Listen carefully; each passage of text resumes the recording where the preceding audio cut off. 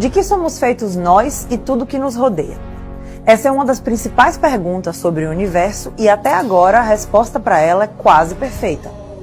Tudo que nos rodeia, desde as coisas mais pequenas até as enormes, é composto por 17 peças. Essas 17 peças interagem e se combinam entre si, dando forma ao mundo tal como o conhecemos. Os cientistas chamam esse conjunto de partículas e interações de modelo padrão. Mas até 10 anos atrás, uma peça-chave desse modelo só existia em teoria. O famoso bóson de Higgs, que alguns chamam de partícula de Deus. Essa partícula teórica foi uma verdadeira revolução na física moderna, porque quando foi comprovada sua existência no mundo real, confirmou-se a melhor explicação que temos até agora sobre o funcionamento do universo. Para compreender o bóson de Higgs, temos que viajar até o mundo quântico, ou seja, de partículas menores que o átomo. Há cerca de um século, pensávamos que tudo era formado por átomos, e que esses átomos eram compostos de um núcleo de prótons e nêutrons, ao redor do qual orbitavam elétrons, e que não havia nada menor do que isso. Mas isso mudou com a chegada do modelo padrão, uma teoria que diz que existem partículas ainda menores e indivisíveis. Elas se agrupam em duas grandes famílias, os férmions e os bósons. Os férmions são partículas de matéria que, por sua vez, se dividem em dois grupos, os quarks, que se unem para formar os prótons e nêutrons que compõem o núcleo de um átomo, e os leptons. A este grupo pertencem os elétrons, que orbitam ao redor do núcleo do átomo. A outra grande família de partículas é a dos bósons. Eles transportam as forças que fazem os férmions interagirem. Imagine que os férmions são peças de Lego espalhadas pelo chão. Os bósons transmitem um conjunto de forças que influem sobre essas peças e permitem que elas se juntem umas às outras. As infinitas combinações possíveis entre férmions e bósons podem formar desde uma bola de gude até um poderoso sol queimando a milhões de graus.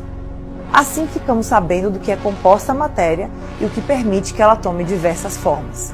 Mas havia ainda uma pergunta importante que perturbava os cientistas.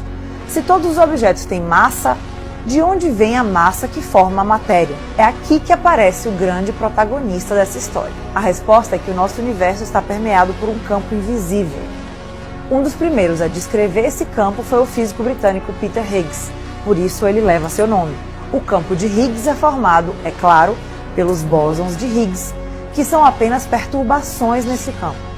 Quando uma partícula viaja pelo campo de Higgs, os bósons vão impregnando-a de massa. Imagine uma cereja que cai dentro de um milkshake cremoso. Ao cair, a cereja vai sendo untada com o creme e vai ganhando massa.